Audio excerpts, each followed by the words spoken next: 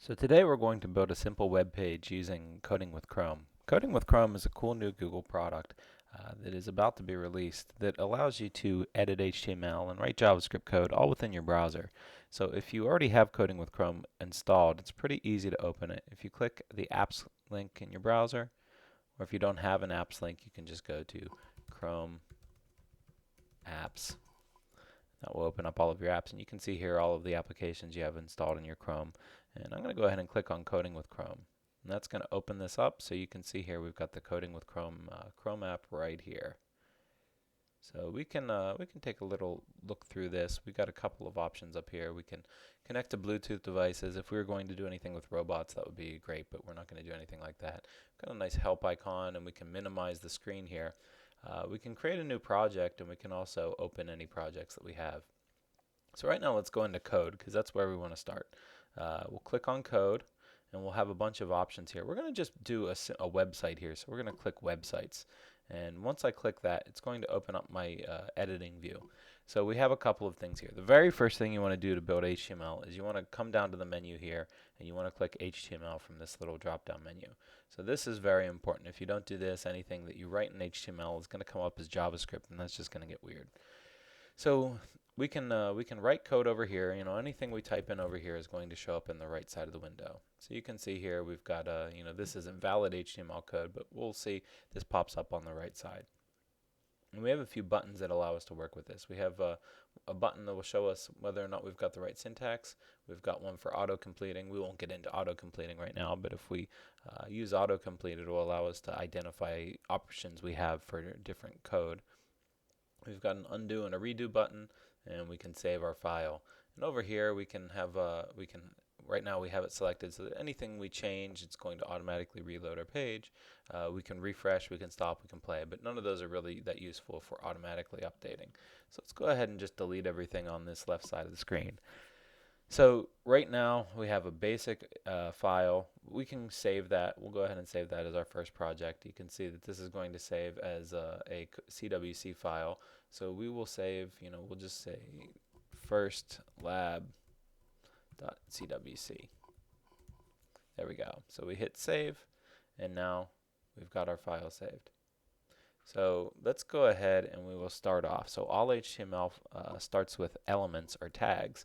So we'll write an element, and you can notice as soon as you type in that first element, it's going to close that element. So we typically think of elements or tags as opening and closing. The opening tag is it starts with angle brackets and whatever the tag's name is, and then the closing tag has angle brackets, but it has this forward slash right here. So this allows us to open and close areas within our HTML. So HTML is the tag we use to open and close our HTML document.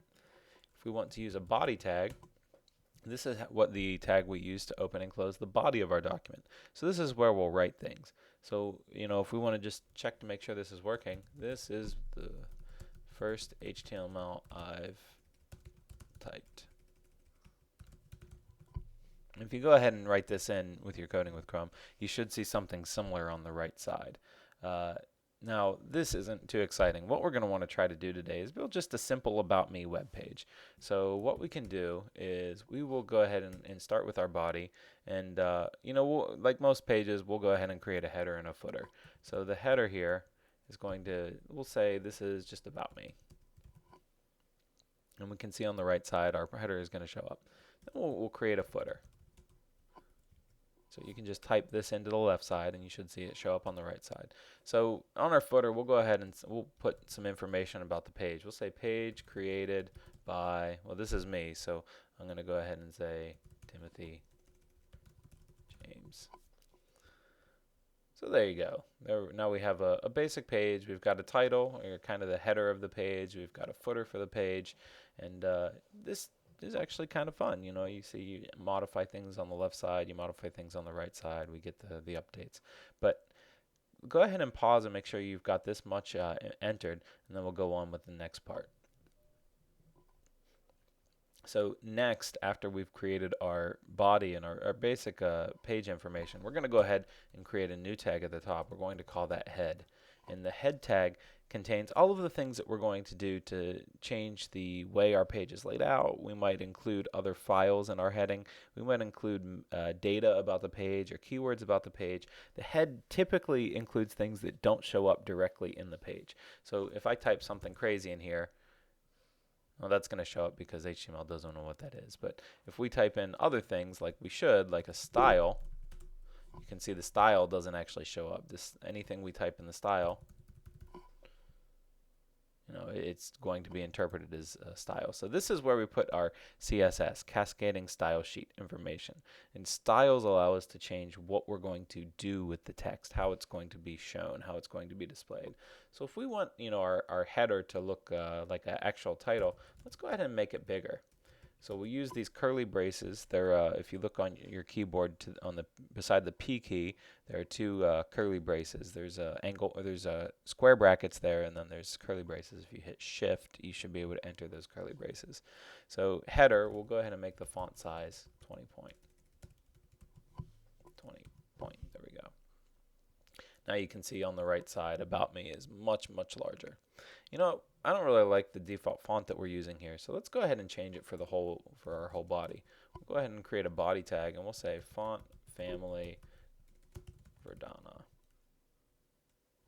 And it looks a little tight on the body, so let's go ahead and change that too. Let's go ahead and change the margin to 40 pixels. So now you can see there's a nice gap between the top of the page and the left of the page. And you can see a bigger header based on the font size here, and you can see the page was created by me. So what we're doing with CSS on the left side is we have these CSS selectors, these style selectors, and right now we're creating style selectors that are used based on the name of the tag. So body matches the body tag, and if we made this something like body R, then it wouldn't match up with the tag. So the HTML, when your browser is rendering it, or when your coding with Chrome app is rendering it, it doesn't really know that that body R is you meant to style the whole body. So you have to make sure that those match. Now within each CSS selector, we have different names of properties, and I'll post to our course page or to below the video where you can actually find different properties for CSS. There are a lot of them. So for something like font family, we could use a lot of things. We could use Tahoma, for example. Or we could use Times. Or we could use Courier. Or we could use Arial, which is pretty common. But let's go back to Verdana. You can select any font you like for this. You can mess around and see how it changes based on the different fonts that you use. You could even use, I don't know if I have Wingdings on this computer, but you could use I don't have Wingdings, but you could even use Webdings or Webdings or anything else just to see how it actually shows up. Yeah, I don't have Webdings either. It will only use the fonts that you have installed on your computer. But you can get creative. If you have a font that you'd like to try out, go ahead and try it out, see how it changes. Now margin is another property we can set in CSS, and that's going to set the size of the gaps around the body. We could use margins anywhere. We could put a margin down here as well. So we could say margin 50 pixels. And now you can see the header has a big margin around it, but that kind of looks awkward. So I'm going to go ahead and take that out. Let's go ahead and style our header a little bit more. Let's make it a bold font weight, bold. And you can see now my font is bold at the top. And we can actually change the color too. We'll go ahead and say the color should be green. Look at that. Now it's kind of an attractive green color. So let's go ahead and style our footer a little bit. We'll say footer over here, and then we'll modify some properties for our footer. Let's go ahead and make our font size for our footer 10 point. We'll make it look like fine print. There we go.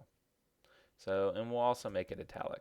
Font style, italic. There, that looks pretty nice. So now we have a basic page. We have a title, we have a footer to our page, and we can actually fill in some more sections. So I'm gonna use this About Me page to talk a little bit about some things I like to do. So why don't you kind of change what you put in here to identify some things that you like to do. So for example, for our header, or under our header, we will put in a section tag. And the section tag is just another tag that separates our content. It doesn't necessarily mean anything until we change the style. So section, it can be interpreted different ways by different browsers, but ultimately it gives us another area where we can put more content. So another tag that we could use is not quite a header for the page, but we could use a heading for a section, and we can do that using H1. H1, and there's H2, there's H3. So here in this section, I'm going to go ahead and type something out that one of my hobbies, something I like to do. So I used to run a photo studio, so I can type in photography here. Now you'll notice that as I type that in, that's awfully similar to the header on my page. So I might want to change the way that looks as well. So in the top here, in my style, I'll go ahead and type in H1. We'll make that make it so that it flows with the rest of the page, and we will make the font size a little bit smaller, say 14 point. Now that looks more like a heading that kind of flows with the rest of the page. We can add some color too. We'll say color. There are a lot of different colors. Something else I'll share the list of colors, but you can see here I'm going to change that to navy. So you can experiment with this. You can type in red. Most of the basic colors are here. Brown. We have purple. We have cyan, which is really kind of hard to look at, I think, but all of these different colors work. So select a color you like for your heading, and then we can type in more here. So once I've typed in my heading for my first hobby, I'll go ahead and type in. Let's go ahead. I really enjoy photography. I got into photography when my sons were born. I used to run a studio, but my job was too busy, so I shut it down. Alright, so now we have this long text here, and you can see it's going to scroll onto the side of the page, and my browser's just a little bit too big to see everything. There we go. So that looks pretty good. Alright, so we can actually change this in our coding too. So right now you can see on the code, I'm moving way off to the right of the page, and we've got this nice guideline here that shows us where we hit 80 characters, and for whatever reason 80 characters seems to be the most that we usually put on a single line. But in HTML, white space is really ignored, so we can actually just hit enter a few times and make that all one spot right in the middle, right, flowing properly through the page. So that doesn't really change the way our page looks, but it makes it a little bit neater, for us to read when we read the code. Now notice when I change the size of my page here, it's automatically updating the text flow. So that's kind of a nice feature of HTML too. So we have a section here. We have one section. We have a bit of text. Let's go ahead and create another section. So put another hobby in. So another hobby that I enjoy is programming. Now notice if I put this tag right up against programming, or I put it in line like this, either way it works. It should be okay either way. So you can kind of lay that out the way you like. But since HTML ignores your white space, it doesn't really matter which way you do it. So programming is something to do. I enjoy programming. I learned to do it in college, and now now I do it in my career. Alright, so a nice little bit about programming. And if you want to create a third, we can create a third here. And we'll say teaching. Alright, so I like to teach too. So now I have 3 hobbies on my About Me page, and go ahead and type in the ones that are maybe relevant to you or interesting to you. So this page looks pretty good now, but I think we can actually style it a little bit better now that we have some sections in line. One thing that would be really good is if our sections weren't so tight together. So we can go ahead, and one thing we can add for our section, so our section tag here, is we can actually add margin. Now if we put a margin in that was, say, 20 pixels, that would work, but it would kind of make everything indented, and it might be the look you want, but I don't know if I love it this way. So we can actually add to margin. We could add margin top, for example. So the margin top property puts space above each one of our sections, or margin left puts space to the left side of each one of our sections. or margin right,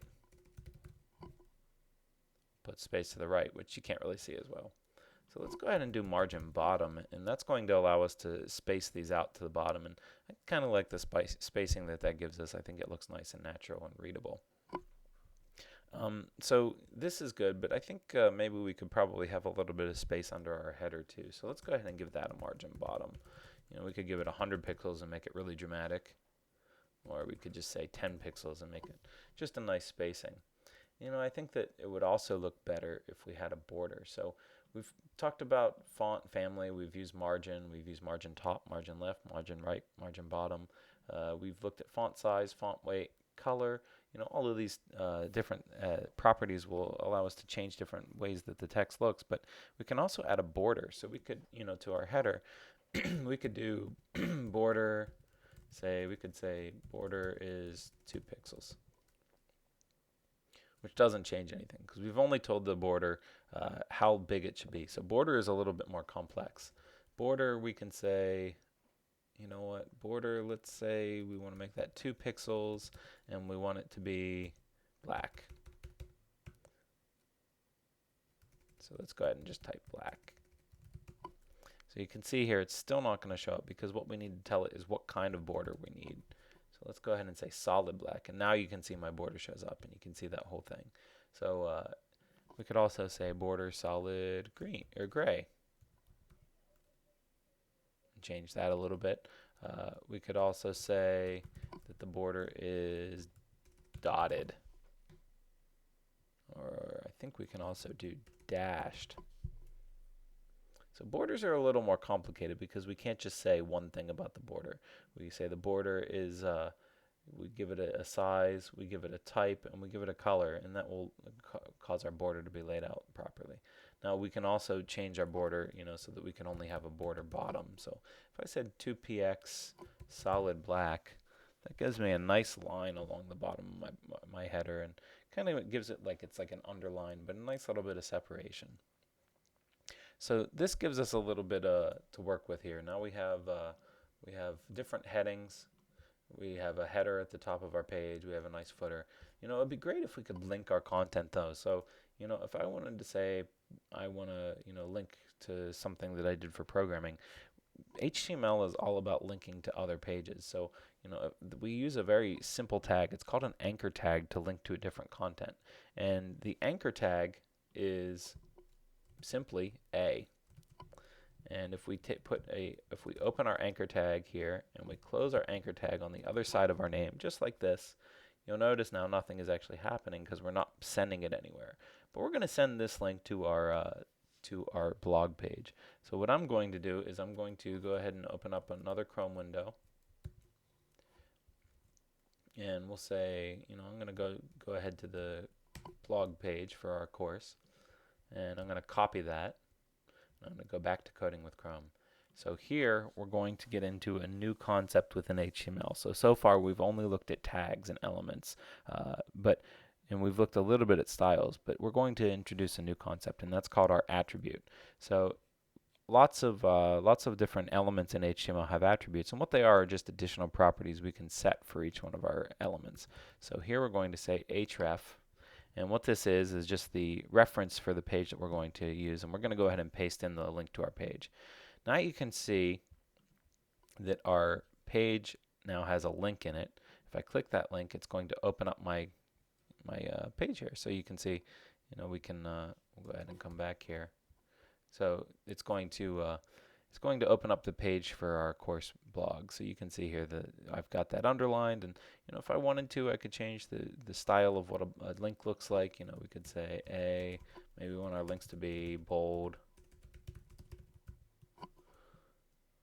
So now you can see that's bold, or maybe we want to, maybe we want it to be a different color purple. So now you can change the color of your links. So you can modify these as well. So once we've entered this href equals, and then in double quotes, the URL for our blog, that'll give us a blog here. So this should give you a good start into HTML, at least show you how to use Coding with Chrome and how to set up different elements and tags to point to different parts of your page. So in this quick tutorial, we've gone over the HTML tag, the head tag, the style tag, the body tag, our header, our footer, sections, H1, and just our simple anchor tag. So if you do all of these things, you can create a basic text page, and eventually throughout the semester we'll get a little bit more complicated than this, but should be a pretty good start. So for your assignment, go ahead and create your own About Me page. Make sure that you point it to your blog, create a link to your blog at the bottom, and make sure you identify a few interesting things that you're interested in, or hobbies that you have, or something particularly interesting about yourself here. Once you're done, you can actually just save that file and just submit that CWC file that you save. Thanks a lot, and good luck.